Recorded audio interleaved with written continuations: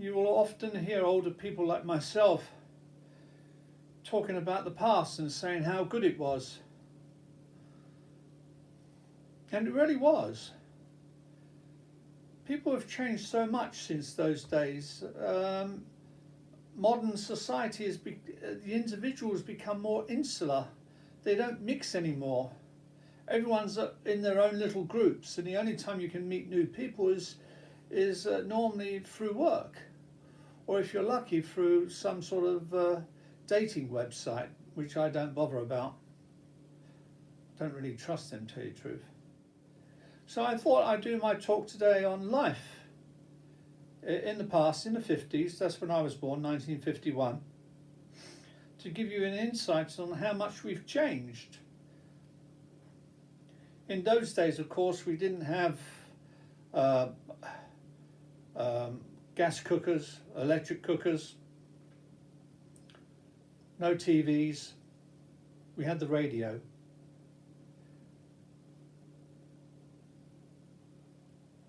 No fridges or washing machines.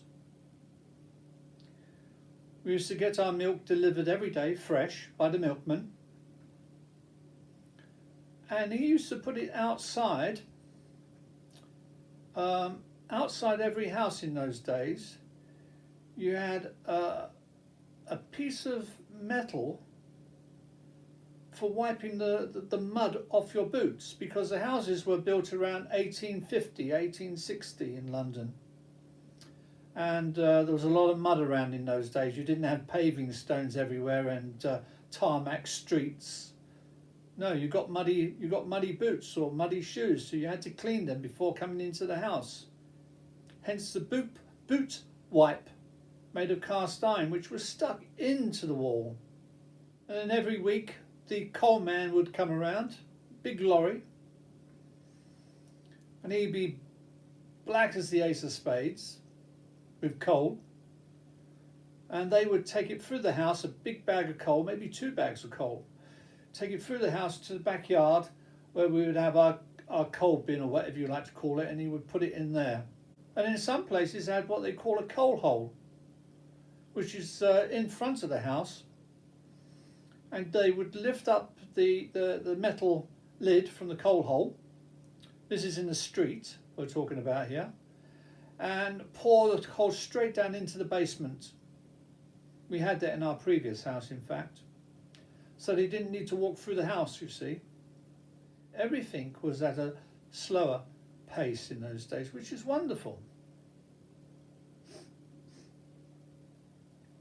There was very few foreigners about. My father was from Fiji, so I was half caste.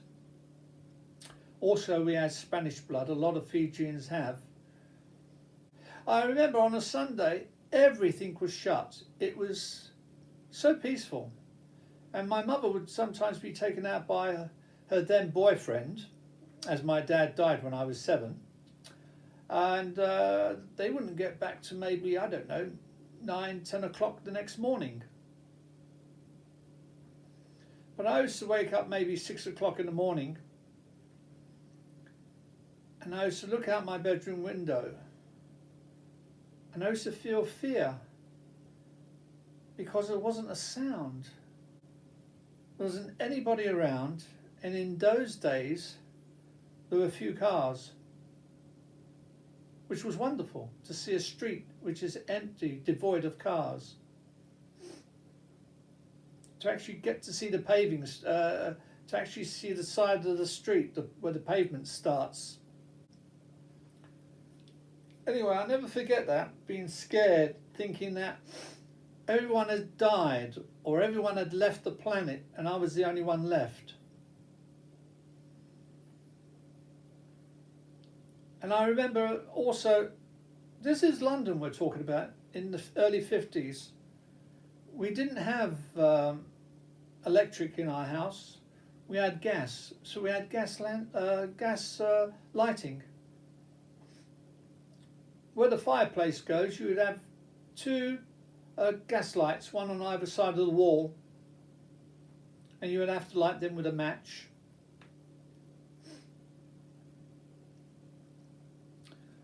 And as we didn't have a gas cooker or anything like that, we did what everyone else did. We had a cast iron cooker, and you had to light it. You had to screw up some newspaper. You put that in first, and then you chop up some very small, thin pieces of wood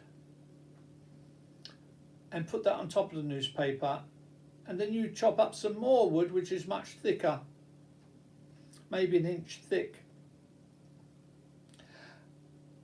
And then you would light the paper, which would light those little thin slivers of wood. And that would then in turn light the thicker wood. Now sometimes you had to get the thing to draw, or maybe not draw so much wind through the chimney. So you get a newspaper and you put it at the front of the thing, and it would help it to catch a light. Sometimes the newspaper itself would catch the light, so you quickly screw it up and throw it in. And I would do that maybe as a 6-year-old, 7-year-old. I would light the fire. It was normal in those days. There wasn't a problem. No, the problem for me, especially as a boy, my sister never got into those sort of problems. I set the house alight a few times. Well, nearly set the house alight a few times, because my father didn't buy any proper candle holders. So what we normally do, we get the candle and we turn it. That's how you lit. That's how most of the place was lit. You go upstairs. We didn't use the gas upstairs. We used to take the candles upstairs. We only used the gas downstairs in the living room and the kitchen, but upstairs, no, we never bothered using the gas. So we'd take the candles upstairs and we'd put it on the mantelpiece, you see, and to do that you would drip some wax from the candle onto the mantelpiece and then hold it in there for a few seconds to harden and let go. Well, sometimes I didn't do it properly and the thing would fall over later on and maybe catch a light to all those little things I put on there, because on the back of these breakfast boxes you get these characters and you could cut them out, which was wonderful, and you would stick them on as a child you would stick them all over the mantelpiece, all these things, and then you've got the candle, which is a light, and if that fell over it would catch a light to those things and you could burn the whole place down. I nearly done that a few times, and I did get quite a spanking from my father. And when he died when I was 7, it was a Sunday, it was the 14th of February 1958, and I remember it quite well. We got a knock on the door about 2 o'clock in the afternoon on a Sunday, and my mother went there and she came back. I was in the kitchen at the time sitting at the table, and she sat at the table, put her hands in her arms, and she said, I don't know what we're going to do. The first thing she said, your father's dead. Oh, as soon as she said that, I felt relief. I thought, oh, no more beatings. Isn't that terrible to think of that? I still loved him, but no more beatings. That's what I thought, and I felt relief, as I said. I didn't know that my mother would take up the beatings after that. But anyway, she cried. She said, I don't know what we're going to do for money now, because he was very good at work. He always was lucky with money. We were richer than most working class in those days. My mother used to always have the radio on all day long in the kitchen, and she would sing along to some of these famous singers like Frank Sinatra. And in those days you didn't normally buy cakes and things like that and pies. You didn't buy them. The mothers would make them. So she was busy all day long making things, not just cleaning but making things.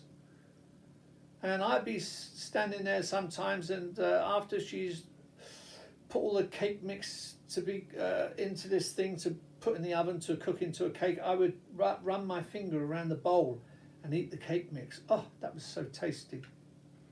Because of the sugar, you see. And one of my favourite times was looking forward to Saturday.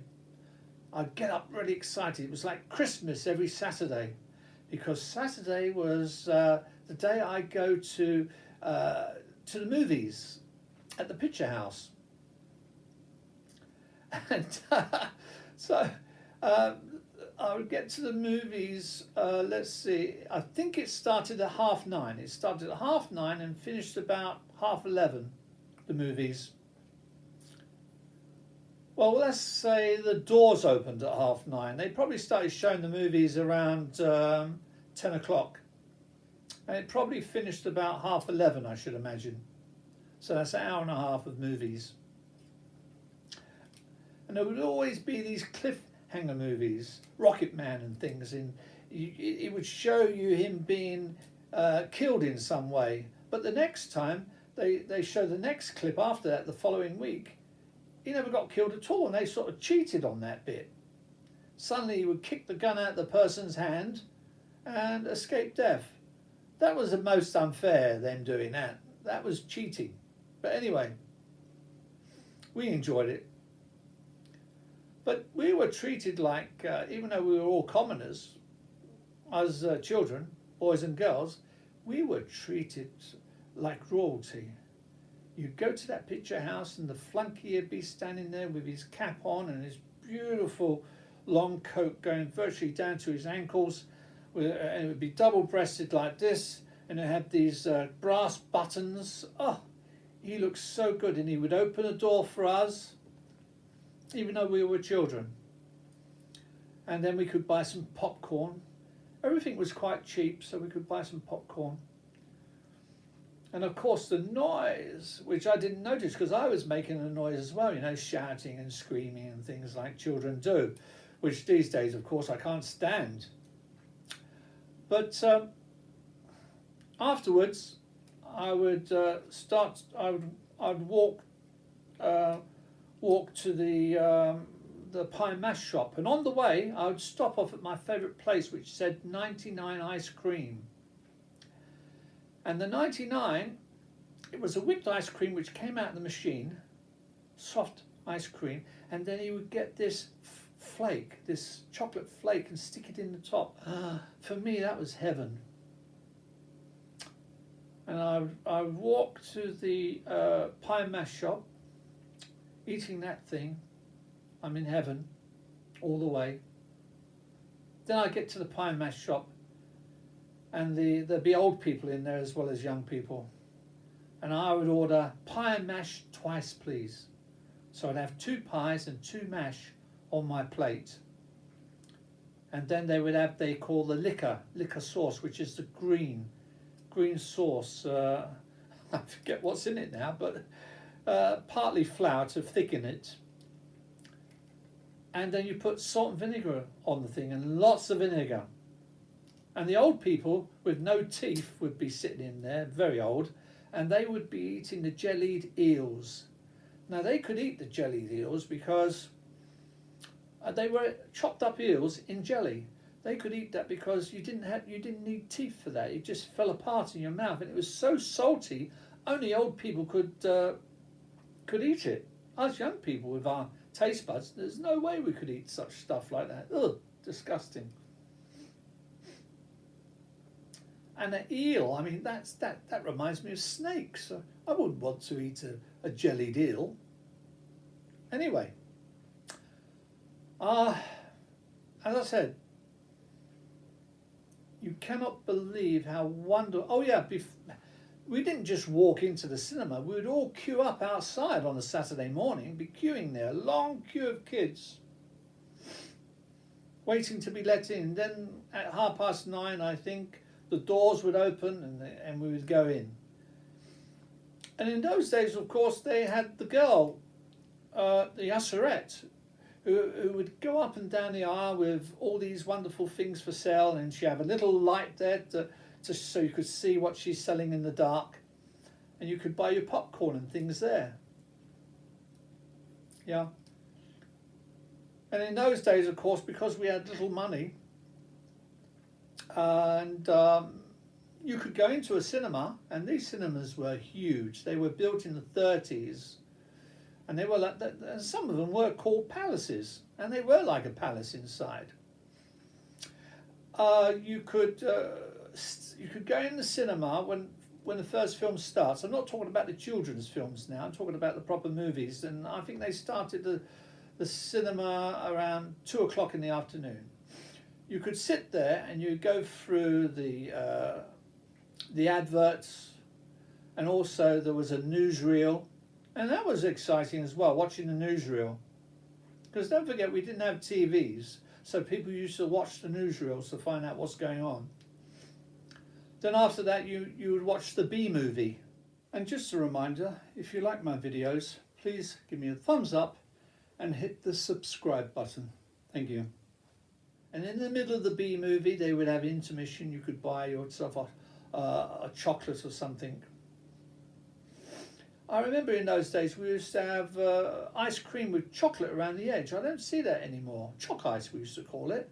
And then you put it between two wafers, and oh, it was gorgeous. Actually, no, the choc ice you used to just eat straight from the paper.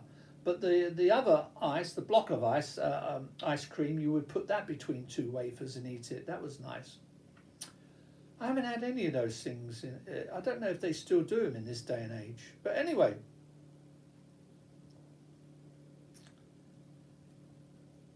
I guess that's enough for today. And you're going to have to look at the next one. Clip number 2.